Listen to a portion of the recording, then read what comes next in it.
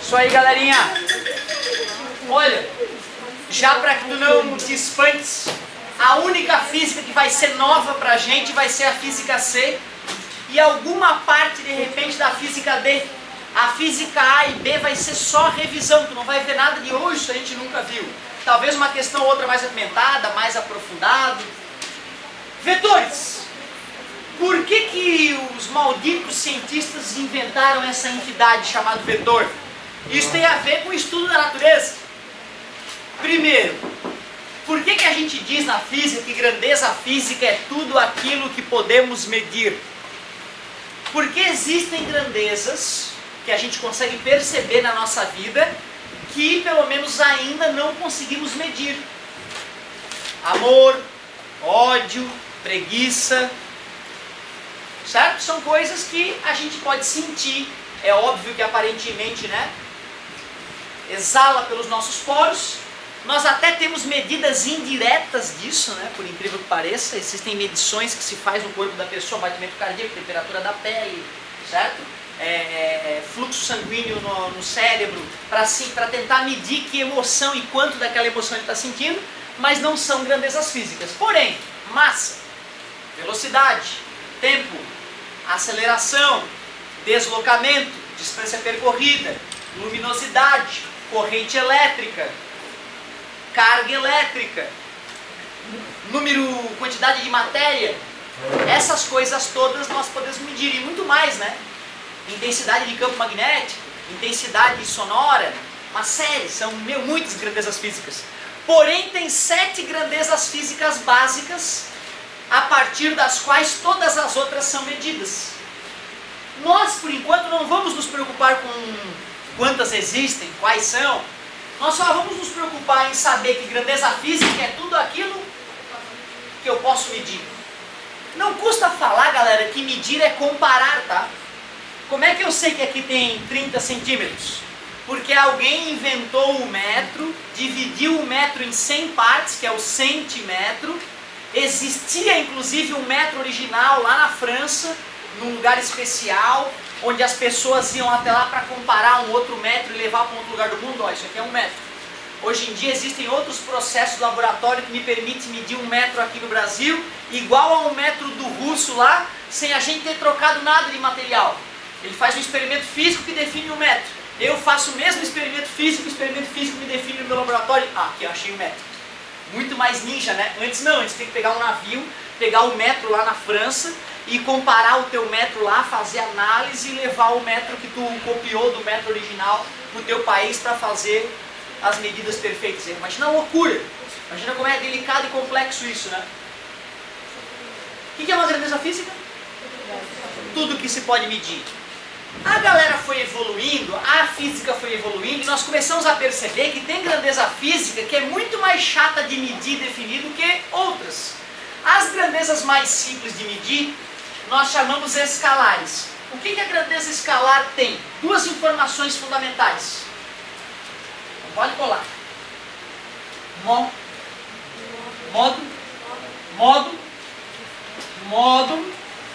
e unidade. E pode errar à vontade. O negócio é participar. Quem participa aprende. Módulo e unidade. Souberam que a Fafá quebrou ontem um apagador? Oi? A Fafá, queridinha desse jeito, quebrou um apagador ontem. Não sei porque ela estava arremessando o apagador, uma coisa pouco em português, né? Mas aí de repente quebrou o apagador. A sorte é que a galera do primeiro B estava de prova e viu toda a cena. E, tranquilo, certo? Mas a Fafá sempre quebra as coisas. E ela ficava espalhando que era eu que quebrava. Não confia na Fafá, hein? Ô galera, módulo e unidade, só isso. Alguém lembra o que a grandeza vetorial tem que a escalar não tem? Direção. O que é uma direção? O que é uma direção? Quase isso, esse é o outro.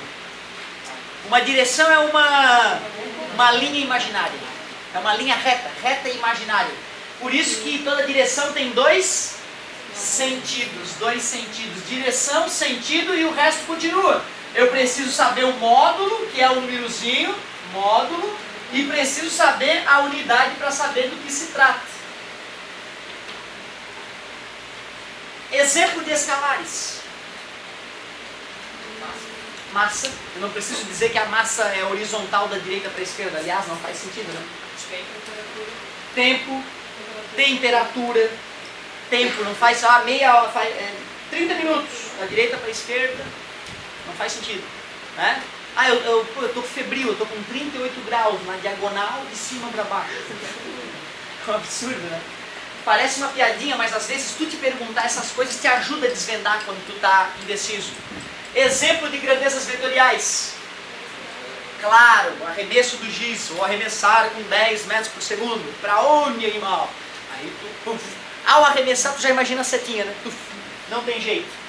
Aceleração é vetorial, força é vetorial, perigoso, deslocamento é vetorial. Lembra? Porém, distância percorrida é escalar. E deslocamento escalar? Escalar, né? Se o cara tem o nome de escalar, né? Que eu fico vermelho de perguntar, não resisto. Tá, então deslocamento escalar é escalar. Mas se só falou deslocamento, é vetorial. Tu vê uma palavra, cara. Uma palavra. Os caras ficam... Piscou naquela hora ali, já era. Então vem cá, o que é isso aqui do vetor? Indica o quê? Sentido. Sentido. E essa coisinha aqui indica o quê? A direção, o rabinho do vetor. E o tamanho dele indica o quê? O módulo. Por isso que desenhar uma seta é fantástico para representar grandezas como velocidade, como deslocamento, como força ou aceleração. Não fiquem chateados. Área, aqui no ensino médio, é uma grandeza o quê? É escalar. Tu fala 10 metros quadrados, tem a noção da superfície. Pode pensar em um retângulo de 1 por 10, né? 1 vezes 10, 10. Ou pode pensar num quadrado, certo? Que no caso de 10 metros quadrados fica meio chato, né? Certo? Mas dá pra achar ali, raiz de 10 cada lado, né? Raiz de 10 vezes raiz de 10 dá 10. Certo? Beleza? Porém, quando tu for para engenharia, em algum momento tu vai precisar dizer para onde essa área está virada. Certo? Aí nós vamos colocar um vetor para representar essa área. E o vetor vai apontar sempre para fora da área, perpendicularmente a ela. Então lá na frente na faculdade vamos transformar a área numa grandeza vetorial. Eu te confesso que no final do ano eu vou precisar fazer isso. No final do ano eu lembro, galera, que a área pode ser vetorial, chegou a hora. Vou ter que usar só num momentozinho rápido. Mas, né, de repente vai falar com o engenheiro, ele vai me humilhar, né? Então eu já estou me defendendo da galera da engenharia aí. A área vai virar uma grandeza vetorial futuramente, vai ser importante. Por enquanto é escalar. E aí, galerinha, o que eu preciso saber de vetor para poder me dar bem então com as grandezas vetoriais? Preciso saber somar, subtrair, decompor, certo? Fazer desenho, porque às vezes a operação pode ser na munheca, às vezes ele pode pedir na prova desenho. E é isso que nós vamos começar a relembrar. Quero ver quem é que pode me ajudar. Vou fazer o vetor A, vou fazer o vetor B e vou fazer o vetor C. Como que eu faço A mais B graficamente?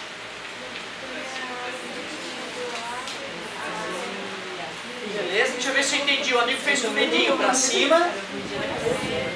Aqui? Beleza? Vou usar o quadriculado 2 por 2, usando o quadriculado 2 por 2. Esse é o vetor A, esse é o vetor B. Como é que eu desenho o vetor resultante?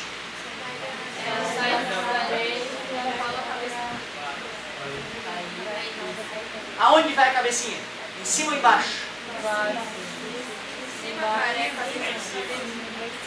Não se esqueçam, eu chamava essa técnica, né, bizonhamente de bundinha na cabecinha.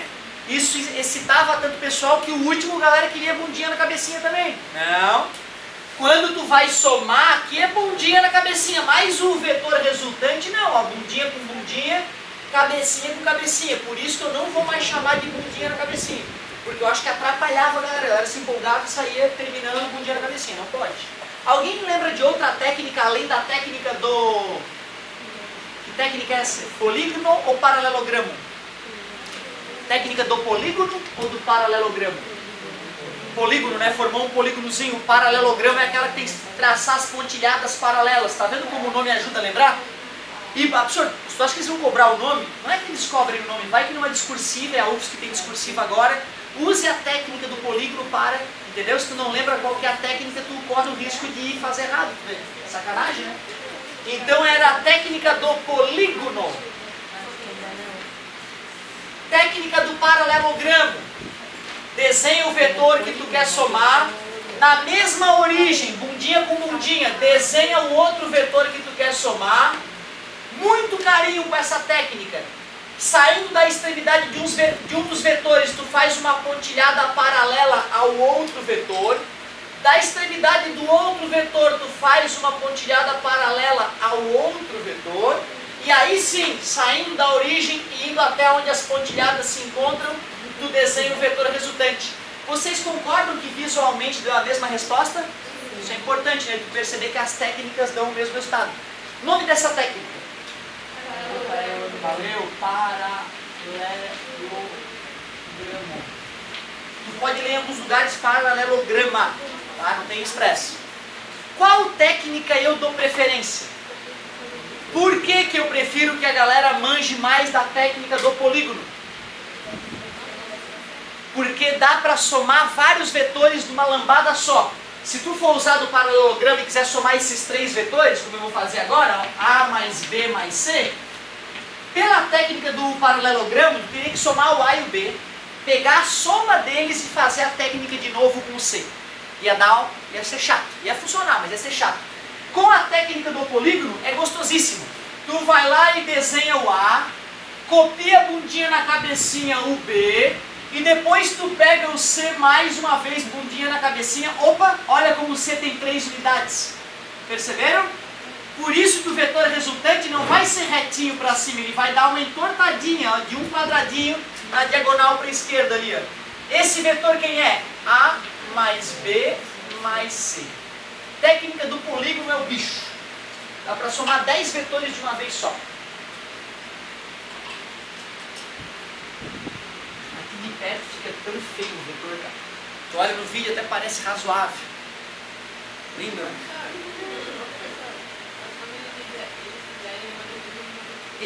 É assim, ó. Como vai dar a mesma resposta, se ele não falar nada, tu pode sim fazer do jeito que tu achar melhor.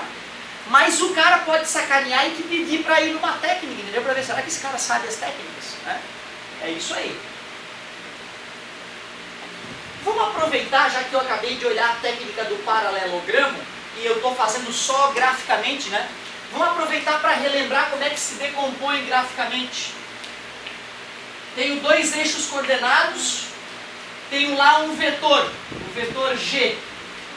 É muito parecido com a técnica do paralelogramo, tá vendo? Tu pega o vetor original, pontilhada paralela, pontilhada paralela. Aí é só dar nome aos vetores organizadamente, né? Pronto. Certo? Graficamente, né? Daqui a pouco vamos fazer algebricamente terminar, né? Sem ângulo, com ângulo, aquela história toda. Tem que ter humildade, tá? Porque eu já vi questão de desenhar que dava chatice, era chatinha, era trabalhosa de fazer. Então, vale a pena arriscar uma ou outra questão que eu já vou sugerir para vocês. Mas o mais comum de ser pedido é a parte algébrica. Por quê? Porque se eu pedir desenho gráfico, não dá para botar no gabarito. Vai ter que pagar ser humano para olhar e analisar. Se é algébrico, tu pode mandar botar a resposta no gabarito, entendeu? Porém, é esperado alguma questão que envolva alguma habilidade mínima, né, na discursiva da UFSC. A não ser que o Young esteja certo. O Young? Porque ele diz que esse ano talvez não tenha UFSC. Enem, né? Que Deus me proteja do Enem. Eu digo isso, cara, porque o dia que só for Enem, eu vou ter que reduzir o meu ensino de física muito pouco. né? Vou ter que trabalhar o que o Enem trabalha. O Enem trabalha tão pouco de física que é triste. Por isso que eu torço para continuar um pouquinho de vestibular.